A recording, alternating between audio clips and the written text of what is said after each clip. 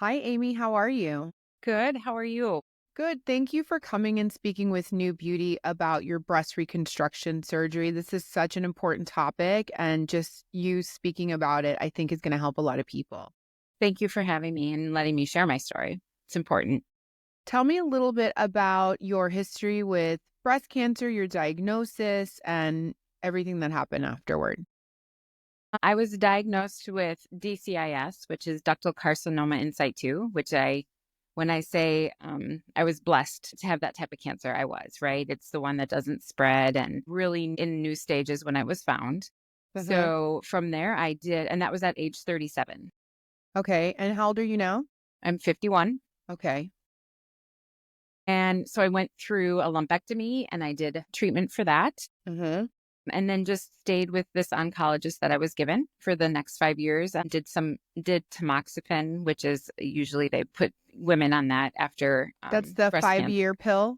Correct, Yeah. correct. At 5 years though, I wasn't very happy with my treatment and didn't really feel connected to my doctor. So I decided to find a new one. And the first thing my new doctor said when I walked into the room was like, "Why haven't you been tested for the BRCA gene?" And I said, what even is that?" Right.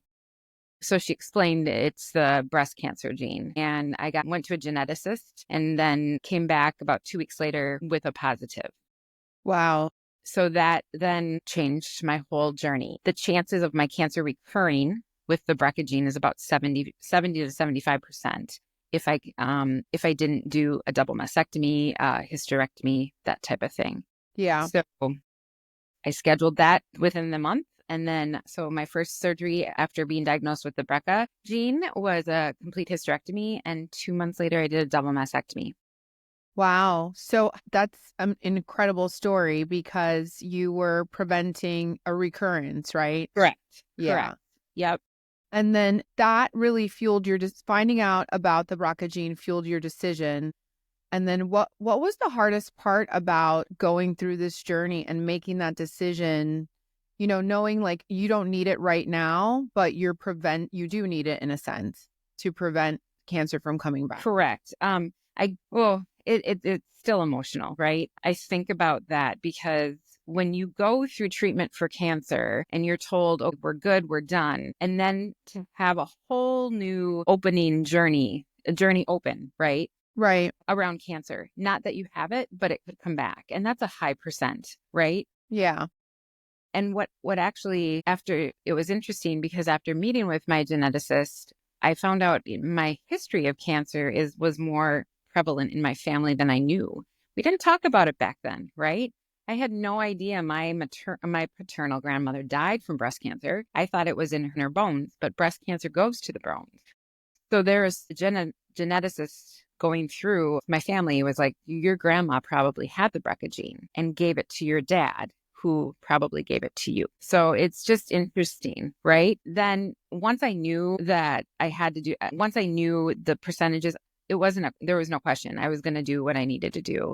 I think the hardest part wasn't the hysterectomy because I was done having kids. I knew I didn't need to worry about, them taking my uterus or anything like that. But the biggest thing was losing my breasts because I Yeah. loved them. So, Yeah. yep. Yeah. And that's so emotional. It's just, it's a procedure that unfortunately is necessary for so many, but I don't think we really talk about how emotional it is. And And how it's, I grieved it. I agree. I still do. Right. I grieve it. yeah, I didn't mean to interrupt you, but it's very, very absolutely true. So when people are like, you chose your reconstruction, I did because I loved that part of me, right? yeah. I did. And I'm finally, thanks to Mentor and thanks to this journey, and feeling more confident again. And that's 7 years later. So, So after your double mastectomy, you went on to be a part of the ATHENA study through Mentor, mhm, the mhm. implant company. And can you tell me about that experience and what that journey was like? So after my double mastectomy, I went through reconstruction, which is when they put expanders in and you go to the size that you want. With the treatment that I had with my radiation, my left breast was just not proportionate to my right. And there was nothing that was fitting to look and make it look okay. And that's where my amazing amazing plastic surgeon who has been by my side this whole time, at one appointment said, there's a study that I'd like you to participate in because I really think this will help you feel whole again and confident, because it needs to be bigger than the other one. And I just like, okay, sign me up. But the big piece to that study was the commitment. It's a 10-year commitment. And that's going in every year, doing a breast MRI, making sure everything's good. And so for some women, that's too much, because there Right. is such thing as skin anxiety. There is such thing as, but for me, it was a peace of mind, because I am getting checked out. I am going to be making sure everything's okay. And it's been 7 years now. So I go back every year, and it has been amazing that I've been able to participate in this, because now it's approved and other women are going to have this opportunity too. What is your plastic surgeon's name? Dr. Mark Migliori. Dr. Migliori. And he's in Minnesota? He's in Edina, Minnesota. Dr. Miggs. And so what was that part of it like when you had to choose your implants? And I mean, that's a whole different price. It is. It's such a different process than just having the breast that you're born with. It is. And as I said, I loved my breasts. So also with the BRCA gene, also some women, when they have breast implants, they keep their nipples, right? Some women with cancer can have reconstructed nipples. I lost everything. First of all, I call them foobs, fake boobs, right? They're my boobs. I'm very open about that. And then I always said I had egg whites, right? So I have nothing. But Dr. Miggs has always been open, transparent, but letting me choose. And I think that's the other piece to my journey, is that I've learned to advocate. If I would have advocated sooner, before those 5 years, I wouldn't have had to have gone in again for more surgeries, right? Right. And Dr. Miggs is one, I think, that taught me that this is my journey, and I am in control of that. Because I remember going in one time and saying, okay, I think this is going to be real. They were going to be really heavy. He's like, okay, just trust me. Let's try this. If they're too heavy, we won't do that. But just knowing my size and knowing how this, would work, I also leaned on him because he's the expert. Right. If this study wasn't there, I would not, my left boob would not be looking as good as it does. I'm sure your foobs look great. Yes, yeah. And then I think they do. And that's what I was going to ask you. So with the MemoryGel Enhance implant, how do you feel? What did you like about it before? And then do you enjoy it and feel like you made the right choice? I do. The other thing Dr. Miggs does is he has them out on the counter. I don't know if other doctors do, but it's great because you're drawn to it, right? You're waiting for the doctor. I'm sitting there and I'm squeezing, doing that and thinking, this is going to be inside my body, right? Right.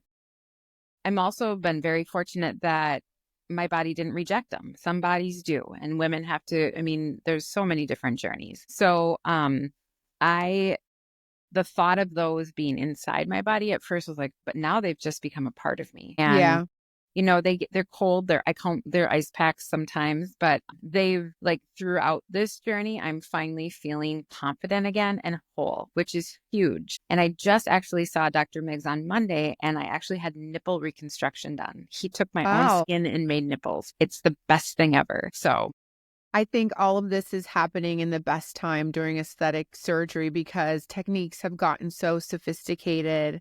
Implants feel so natural. And even though it's such an invasive procedure, it's gotten so much better, I think. I completely agree. And I think the biggest piece for me too is talking about it and just being transparent about it, right? Yeah. I'm actually going to have dinner with a friend on Sunday who is going to have a double mastectomy next week because of breast cancer. And I've got pictures ready. I've got everything. I don't sugarcoat things. That was probably one of the hardest surgeries I've ever had. Yeah.